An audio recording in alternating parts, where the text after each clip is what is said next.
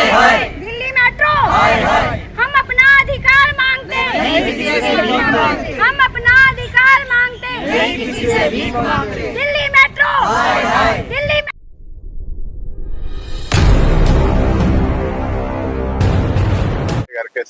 2 जून की रोटी की बात करूंगा मैं। 2 जून की रोटी के लिए जो लोग तरसते हैं वो क्या करते हैं, कहीं नौकरी करते हैं, कहीं काम करते हैं, कामगार हो जाते हैं। और कामगार के साथ जब अत्याचार होता है तो वो कहाँ आता है? वो आता है जंतर मंतर की इस पावन भूमि पर। मैं बात कर रहा हूं मेट्रो की। पिछले 1-2 सालों से लगातार आप देख रहे हैं कि मेट्रो से जुड़ी हुई कंपनियों में किस तरह से भ्रष्टाचार चल रहा है, किस तरह से अत्याचार चल रहा है। और जो लेबर है या जो लोग सफाई कर्मचारी हैं, टॉम ऑपरेटर हैं, इन सब के साथ बहुत अन्याय हो रहा है। लगातार खबरें आ रही है, पीछे भी आई थी कि मेट्रो में घूस लेकर नौकरी पे रखा जाता है और पुलिस ने दबिश डालकर कुछ लोगों को गिरफ्तार भी किया था। लेकिन ये जो सिंडिकेट है, ये जो अपराध है, ये जो मॉडस ऑपरेंडी है, ये लगातार जारी है। और इसके पीछे कौन है, ये बहुत ही जांच का विषय है। और लगातार 350 पेज की कंप्लेंट लगाने के बाद भी, अलग अलग तरीके से आवाज उठाने के बाद भी ढाक के 3 पात। और अब जो बीड़ा उठा रहे हैं देश के जो सर्वोच्च अदालत में रहने वाले लोग हैं, जो हम कहते हैं वरिष्ठ वकील हैं, ऐसे लोग भी अब आ गए हैं मैदान में। और वो कह रहे हैं कि मेट्रो के कर्मचारियों को न्याय मिलेगा, जो कानून सम्मत हो वो तनख्वाह मिलनी चाहिए, तनख्वाह अकाउंट में डालकर वापस नहीं ली जानी चाहिए। इसके साथ साथ बोनस भी देकर वापस लेना नहीं चाहिए। और इस तरह की बहुत सारे जो आरोप लग रहे हैं उसकी सघन जांच कराकर और अपराधियों को सीधा हवालात की राह में भेजना चाहिए। हम बात करेंगे, हमारे साथ वरिष्ठ वकील हैं एपी सिंह जी।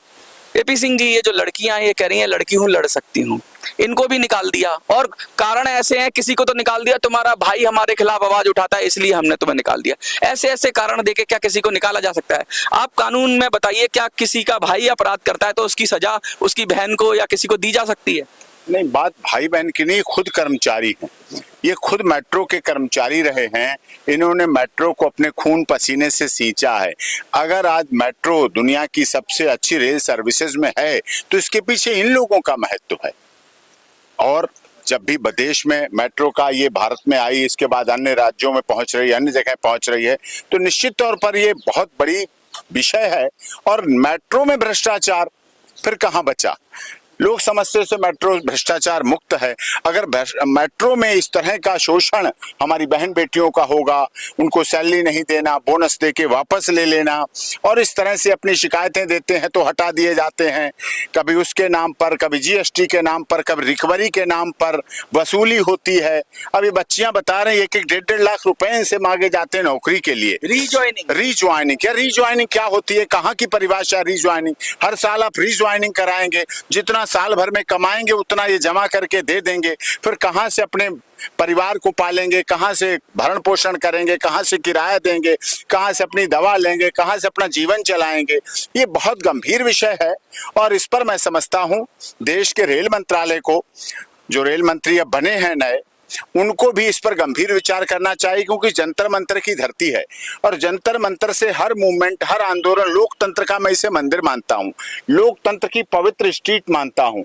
तो यहाँ से जो आवाज उठेगी वो आवाज जाएगी, वो दूर तक आवाज जाए, सरकार तक आवाज जाए। नई सरकार बन गई है, अब आगे सदन चलेगा। और दिल्ली में 7 सांसद चुने हैं इन्हीं लोगों ने, मतदाता भी हैं, ये नागरिक भी हैं, दिल्ली के वोटर हैं। तो इन्होंने भारतीय जनता पार्टी की दिल्ली के 7 सीटों पर भारी बहुमत से जीत जिला। अर्बन डेवलपमेंट मिनिस्ट्री के अंदर में मेट्रो आता है। मैं आपको बताऊं, जो मिनिस्ट्री है, जो पहले हरदीपपुरी थे, उसमें आता है। तो उनको क्या कहना चाहेंगे आप? उनको लिए ज्ञापन भेजेंगे, मैं भी लेटर लिखूंगा, इनके सारी समस्याओं को लेकर लेटर लिखूंगा। और मैं आपसे वादा नहीं, विश्वास देता हूं, वचन देता हूं, अगर सरकार इसमें कहीं ना कहीं कोई इनके साथ थोड़ी लापरवाही होगी, कमी होगी, तो हम इनके दिल्ली उच्च न्यायालय में केस डाल के इनकी तरफ से मेट्रो के खिलाफ लड़ाई लड़ेंगे, इन्हें न्याय दिलाएंगे।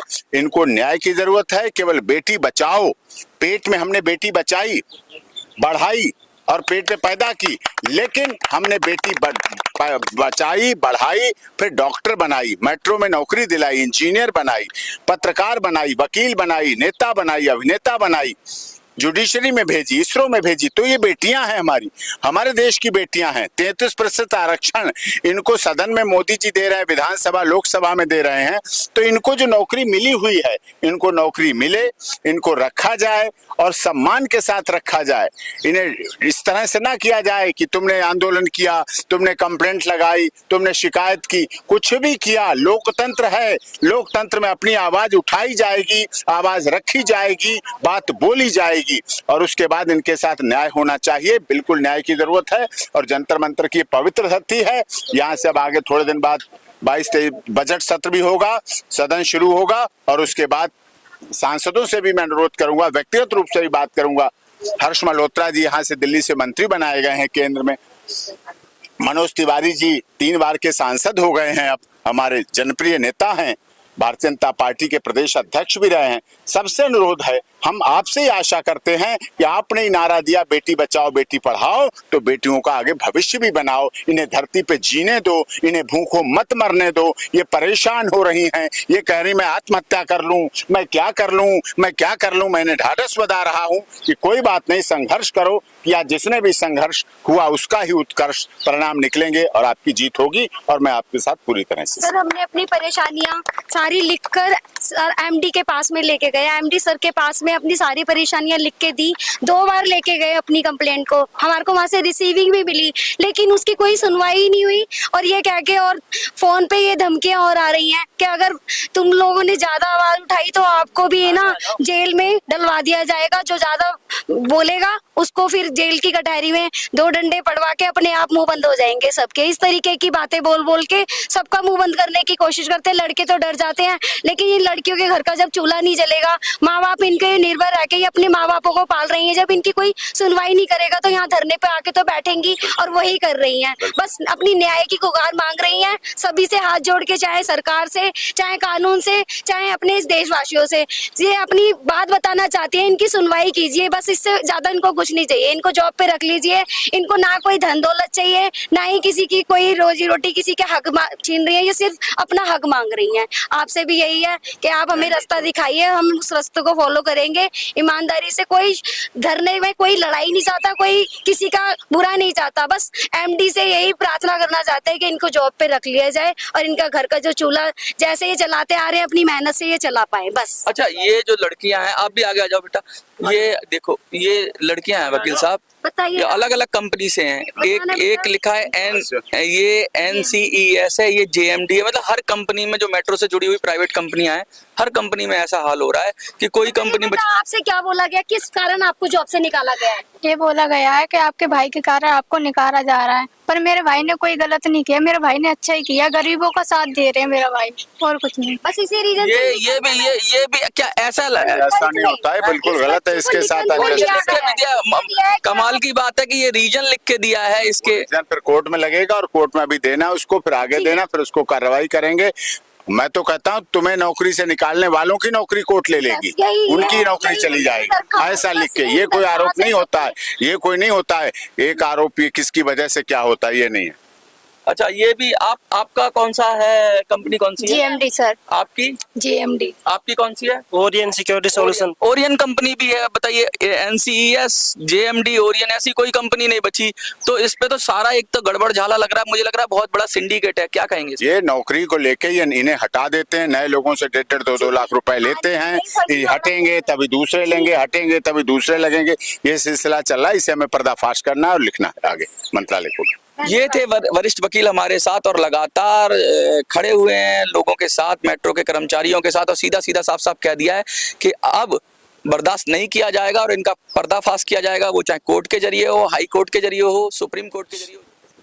साथियों, मैं आपको अवगत कराना चाहूंगा कि आज जंतर मंतर पर जो धरना कल भी था और आज भी है और आगे भी रहेगा, मैं आपको बोलना चाहूंगा अपनी आवाज के लिए, जैसे ये लोग आ रहे हैं आपको भी आना पड़ेगा। आज हमारे सुप्रीम कोर्ट के उच्च न्यायालय के वरिष्ठ वकील AP सिंह जी हमारे धरने में साथ दिया। उन्होंने सोचा कि लड़कियों के साथ गलत अत्याचार हो रहा है, इनके खिलाफ हम कानूनी एक्शन लेंगे, उनका बहुत बहुत धन्यवाद देना चाहूंगा। साथ ही साथ मैं बोलना चाहूंगा इन भ्रष्टाचारियों से डरने की आपको जरूरत नहीं है।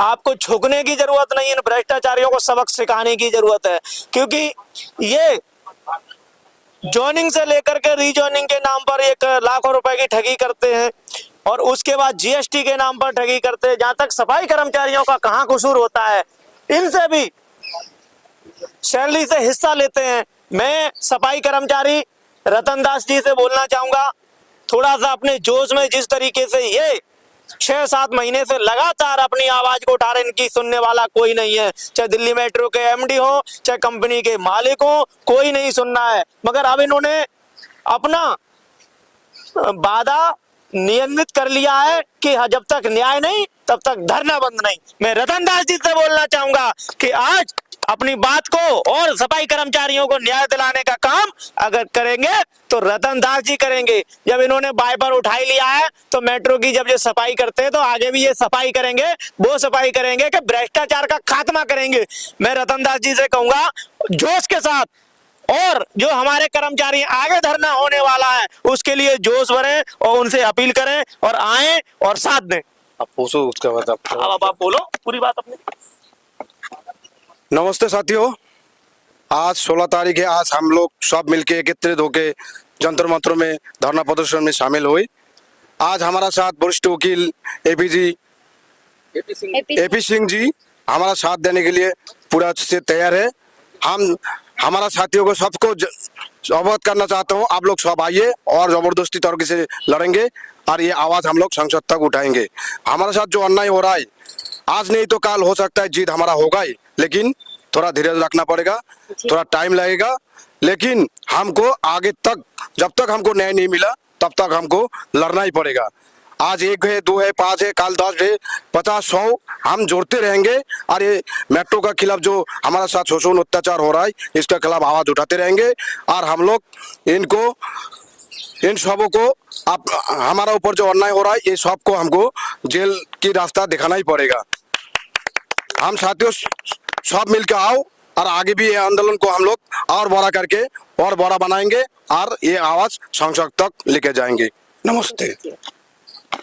हमारे साथ ओरियन स्टाफ है, ये आरएफ जी हैं, ये बहुत इनको पीड़ित किया गया है कंपनी के द्वारा।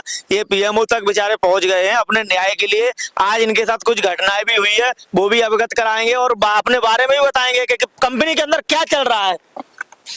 नमस्ते, मेरा नाम आसिफ अली है। मैं Orion security solution private company में दिल्ली मेट्रो में नौकरी करता था, जिसमें मुझे अचानक से कंपनी से बाहर निकाल दिया है क्योंकि मुझे दोबारा रिजॉइनिंग के तौर पे 50,000 रुपये की दोबारा डिमांड की है। इसीलिए मुझे बिना गलती से, बिना वजह से नौकरी से निकाल दिया है।